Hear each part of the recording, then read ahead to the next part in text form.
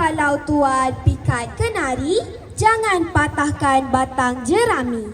Kepada tuan sembah diberi, mohon rasmikan majlis kami. Majlis dengan ini, dengan tunduk kasihnya mempersilakan Yang dihormati Encik Muhammad Farhan bin Haji Muhammad Harun, Wakil Rasmi yang berhormat Datuk Panda bin Ahmad Adun Kota Iskandar untuk memberikan ucap tamak dan seterusnya menyempurnakan perasmian pembukaan Kejohanan Olahraga Tahunan kali ke-21.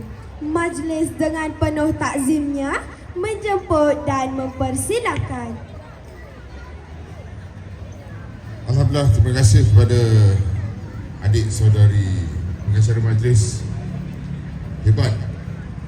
Saya memang baru balik daripada overseas, tapi saya nampak ucapan dan confident beliau sangat baik. Kita bagi satu tepukan pada adik kita.